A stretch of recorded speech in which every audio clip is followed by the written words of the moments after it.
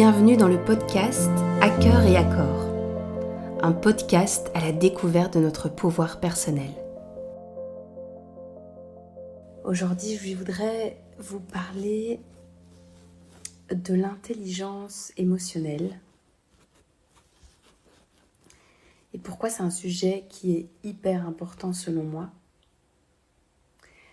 Parce que c'est celui qui est le moins développé, ou même pas du tout développé, nulle part, dans les écoles, dans le travail, dans les industries, même en psychologie, on reste dans l'analyse.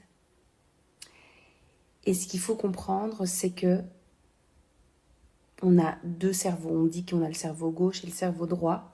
Après, c'est pas juste qu'on fonctionne à droite ou à gauche, c'est une manière de voir dans le cerveau. Mais il y a toute une partie du cerveau dont la science ne connaît pas comment il fonctionne, comme par exemple comment fonctionne la conscience. Le cerveau qu'on connaît bien, c'est l'intelligence analytique, le cerveau gauche, donc l'analyse, la logique et tout ce qui fait que vous fonctionnez, vous m'écoutez, vous écoutez avec votre tête et tout ça. Mais il y a l'intelligence émotionnelle qui n'est pas du tout développée chez nous et dont on se coupe.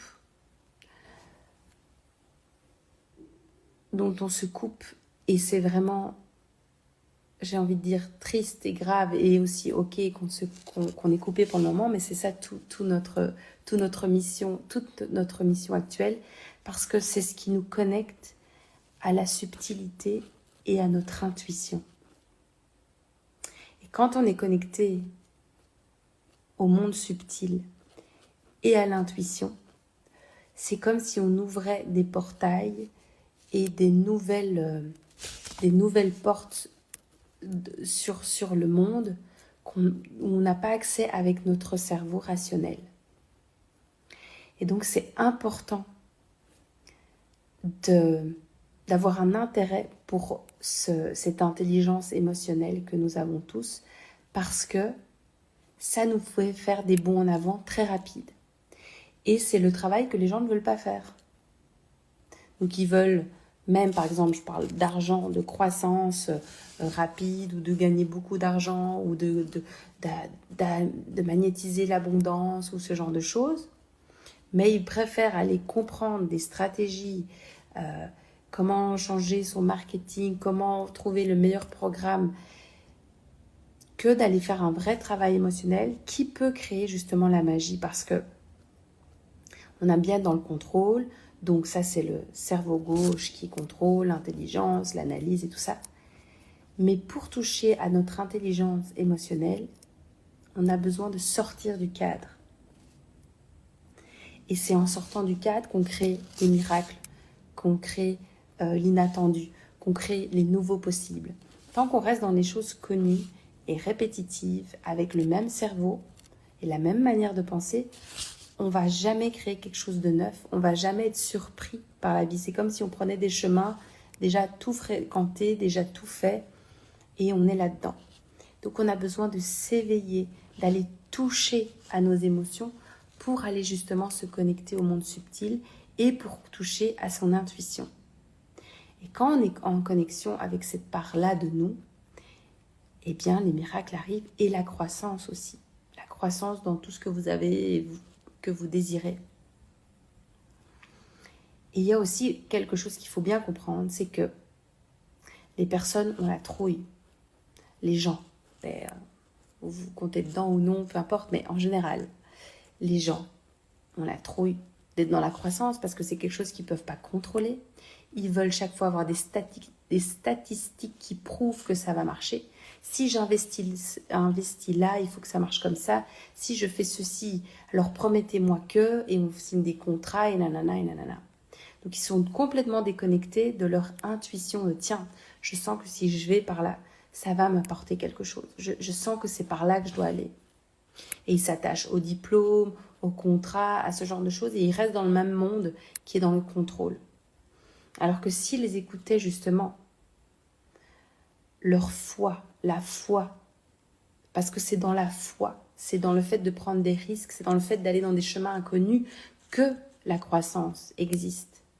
Il n'y a pas de croissance dans quelque chose qu'on connaît et dans les choses qu'on répète sans cesse et sans cesse et sans cesse. Là où il y a moyen de changer, de s'expandre, de créer du neuf, c'est en prenant des chemins non fréquentés. Et quand on prend des chemins non fréquentés, il n'y a aucune garantie que ça va marcher. Donc, c'est le courage qui est à développer. Et le courage aussi nous permet de tenir dans nos émotions difficiles. Donc, je suis en train de vous expliquer que l'intelligence émotionnelle, qui est aussi l'intelligence vibratoire, est celle qui magnétise. Et quand vous comprenez vraiment bien cela, mais presque scientifiquement, si c'est l'intelligence émotionnelle qui sont les vibrations et que les vibrations repoussent et attirent, ben c'est exactement à cet endroit-là qu'il y a un travail à faire. Et c'est là que moi j'adore aller travailler, déconstruire les constructions bien bloquées des personnes que j'accompagne parce qu'ils sont attachés à ça. Et que s'ils perdent ça, qu'est-ce qui va se passer? Justement, des miracles, des nouveaux possibles, d'autres choses. En tout cas, les choses qui les ennuient vont pouvoir partir. C'est le seul moyen. Sinon, ils vont rester dedans. Et c'est comme si les gens prenaient un plaisir fou à rester dans leur caca, dans les choses qui ne les conviennent plus parce que, comme je dis souvent, on n'est plus confortable dans notre inconfort connu que dans un confort non connu. Ça, je vais répéter. On est plus confortable dans un inconfort connu que dans un confort inconnu. Et c'est aussi comme ça qu'on dit qu'on doit apprendre à marcher avec l'inconfort pour trouver son confort. Et c'est un petit peu être tout le temps en déséquilibre. La croissance, l'évolution, c'est toujours en déséquilibre. Tu ne peux pas t'appuyer sur quelque chose. D'ailleurs, prenez l'exemple du vélo, on est obligé de pédaler tout le temps pour pouvoir trouver l'équilibre, mais une fois qu'on le fait tout le temps, ça devient normal. Quand on a des routines avec nos enfants, on se dit ça y est, je prends toujours ça parce que maintenant j'ai un petit bébé avec moi et donc je revis toutes les étapes. Je dis ça y est, maintenant on a une routine. Routine, c'est cela, oui. Genre 2 semaines après, c'est une nouvelle routine parce qu'il change, parce qu'il évolue. Donc quand on s'endort dans une routine, on n'est plus vivant, on n'est plus expansif, on n'arrive plus à créer des nouvelles choses, on s'endort. Donc en fait, pour être en vie, il faut prendre des risques. Pour grandir, il faut prendre des risques. Pour aimer la vie, il faut prendre des risques. Et aller dans des endroits où non, il n'y a pas de garantie. La seule garantie qu'il y a, c'est vous avec vous, que vous n'allez pas vous lâcher, que vous savez que quoi qu'il arrive, vous allez être là pour vous. Et c'est surtout d'écouter. J'avais fait un autre live là-dessus, sur l'écoute de votre cœur, parce que lui, il sait. Donc quand on est complètement coupé de son cœur, on fait plein de choix qui sont dans le contrôle, qui sont non satisfaisants, qui peuvent pas créer autre chose que ce qu'on connaît déjà. Donc j'ai envie de vous dire, commencez. Commencez à aller là où ça fait peur. Et commencez à devenir des maîtres dans ce vide, dans cette croissance, dans ces possibles, chaque fois de faire un choix audacieux, de dire ok j'y vais, j'ai la trouille mais j'y vais, ok j'y vais, j'ai la trouille, j'y vais, j'ai envie de faire ça, ok je me lance, on verra bien mais j'y vais. C'est comme ça que quelque chose de neuf va se créer pour vous et c'est comme ça que vous allez vous transformer aussi. Donc voilà, l'intelligence émotionnelle et cette intelligence dont on est coupé complètement et que moi j'ai envie de remettre au centre de nos vies. Imaginez, en fait on fonctionne comme des handicapés. En fait, on fonctionne vraiment comme des handicapés. En plus, on se fait peur les uns des autres, on se manipule les uns les autres parce qu'on est déconnecté de nous, on est là en train de rationaliser, contrôler, et il n'y a pas à en vouloir à l'un d'entre nous parce que on a tous été, enfin, je veux dire, brainwashés dans une société qui fonctionne comme ça. Mais par contre, c'est à nous de nous éveiller un par un et c'est à nous de se responsabiliser. Et moi, j'ai vraiment, de plus en plus, je fais ce travail d'intériorité, d'écouter mes émotions, d'écouter ce qui se dit, d'écouter mes intuitions. Plus je me rends compte de la profondeur et la sagesse que j'ai en moi. Et plus je peux aider les personnes à plonger dans leur médecine, leur sagesse, leur pouvoir, leur puissance. Et c'est ça qui m'anime tellement. Et j'écoutais un scientifique aujourd'hui qui parlait des synchronicités et tout ça.